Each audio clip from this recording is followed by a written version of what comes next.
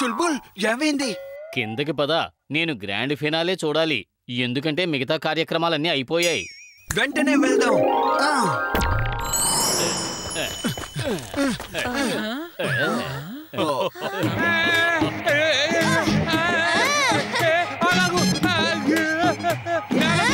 నేల వచ్చేసింది, నాకు భయం వేస్తుంది.